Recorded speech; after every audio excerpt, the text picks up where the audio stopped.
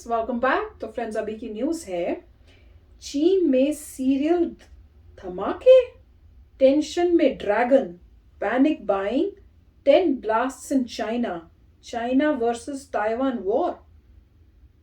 धमाके कहाँ से हो गए, वो भी चाइना में? ये काफी अलग सी बात है, क्योंकि जिस तरह से वहां रूल होता है समझ नहीं आया। ये तो वीडियो देख के पता चलेगा। अमेजिंग न्यूज़ है, ये तो कमाल की है, धक्का लग रहा है सुनकर। पर इसमें ये कह रहे हैं कि चाइना वर्सेस ताइवान वॉर, पर धमाकों से चीजें कंबाइन की होंगी, देखते हैं। हाँ, यही हो सकता है, क्योंकि कनेक्शन कुछ नहीं हो सकता, क्योंकि अंदर उनके मेरे ख्याल से इंटरनल कोई प्रॉब्लम्स हो रही हैं क्या। अब ये देखते हैं।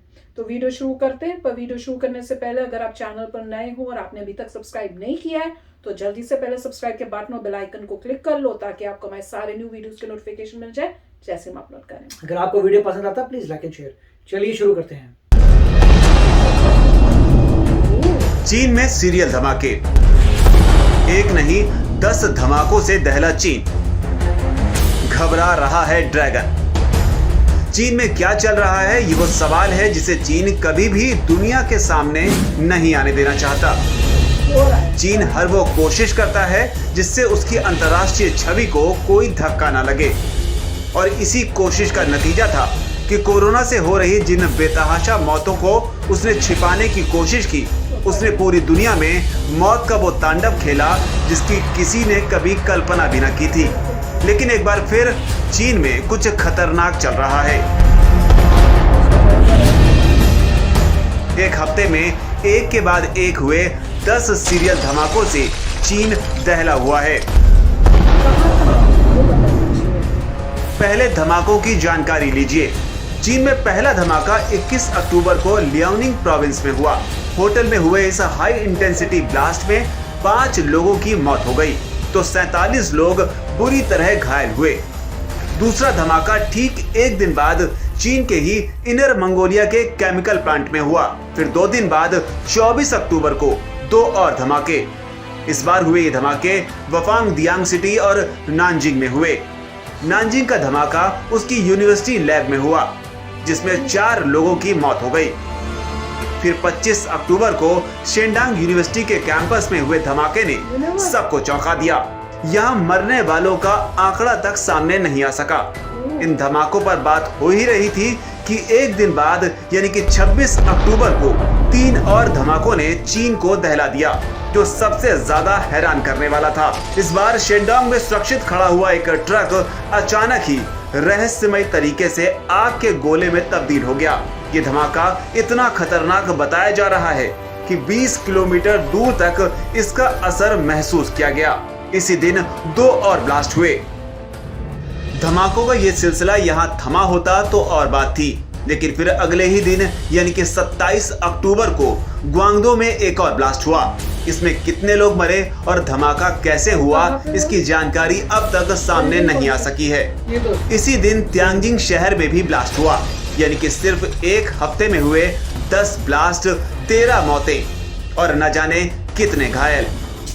चीन में हुए धमाकों के ये वो आंकड़े हैं जो कागजों पर हैं।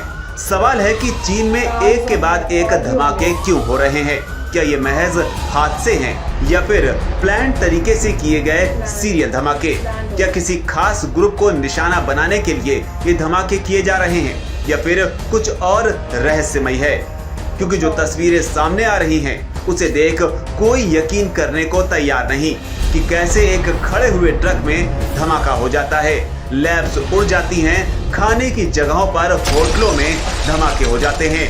हालांकि पुख्ता तौर पर यह कहना आसान नहीं कि क्या इनका आपस में कोई लिंक है, लेकिन चीन का हादसों को छुपाने का इतिहास बताता है कि कुछ न कुछ बड़ा तो हो रहा है। क्योंकि चीन में अलीबाबा के जैकमा से लेकर कई ऐसे वाकये हुए जो ये बताते हैं कि चीन अंतर्राष्ट्रीय बिरादरी में अपनी साख बचाने के लिए किसी भी हद तक जा सकता है, जिसमें चीन की मीडिया भी उसका पूरा साथ देती है। हालांकि ध्यान देने वाली बात यह भी है कि जिस वक्त ये धमाके हो रहे हैं उस मौके पर चीन में कम्युनिस्ट पार्टी की बड़ी बैठक चल रही है, जिसके बाद मौजूदा राष्ट्रपति शी जिनपिंग की शक्तियों के और बढ़ने की संभावना जताई जा रही है। ये ठीक वैसा ही होगा जो चीन के इतिहास में पहले कभी नहीं देखा गया। और लिहाजा सवाल ये है कि क्या इन धमाकों का इस बैठक से भी कोई संबंध हो सकता है, जिसे लेकर चीन का दावा है कि वो इस बैठक से भविष्य की रणनीतियों पर काम कर रहा है। उधर खबरें तो ये भी हैं कि चीन के अधिकांश शहरों में सुपरमार्केट के बाहर लोगों की लंबी लंबी कतारें लगी हुई हैं।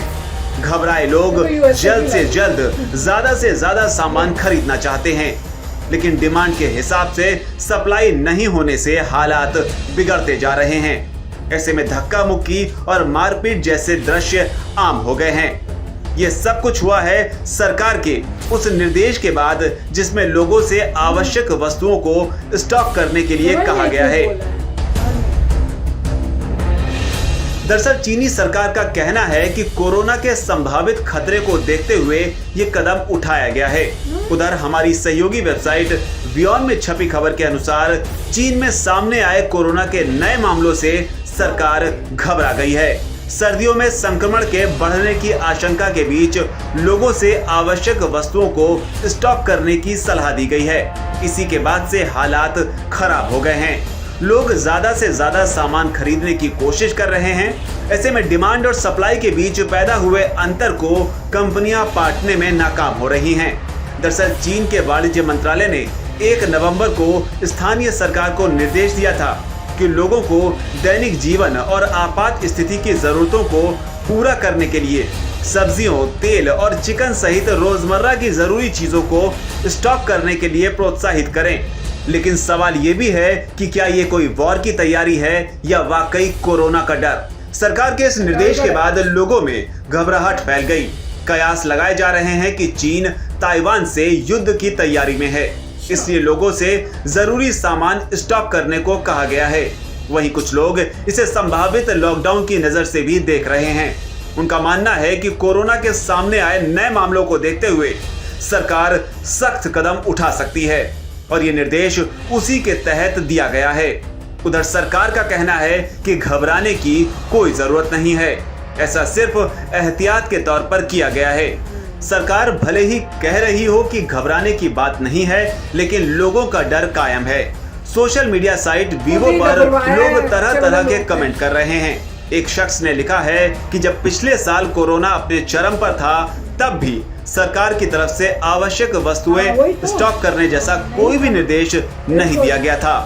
ऐसे में घबराहट लाजमी है। बहरहाल चीन में जारी धमाके और अफरा तफरी का माहौल यही बताता है कि कुछ तो है जिसे चीन दुनिया के सामने नहीं आने देना चाहता। पता नहीं क्या कर रहे हैं। तो फ्रेंड्स, मैं सच्ची बता रही हूँ, बहुत बड़ा कुछ चल रहा है जिसको ये छुपा रहे हैं। कोई बड़ी बात नहीं है कि इंटरनली शायद इनके प्रॉब्लम्स हो रही हैं, या मुझे लग रहा है कि इन्होंने कोई ऐसे लोगों को गिनती के होंगे जिनको उन्होंने एलिमिनेट करना होगा, और मुझे लग रहा है वो उस एरियाज में होंगे और उनको ये नहीं फर्क पड़ा होगा कि कैजुअलिटीज कितनी होती हैं। उनका बस पर्पस होगा कि इस वजह से वहां ये इस टाइम पे होंगे लोग, उनको हमने एलिमिनेट करना है। वो एक ये भी एंगल हो सकता है कि कुछ ऐसे हों एलिमेंट्स जिनको उनको एलिमिनेट करना था, नहीं तो कोई कंट्री की बिग सीक्रेट्स बाहर निकल जाएंगी और उनके लिए प्रॉब्लम हो जाएगी, चाहे वो कोरोना से रिलेटेड हो या कोई सिक्योरिटी से रिलेटेड हो या कोई ऐसी चीज हो, मुझे नहीं पता।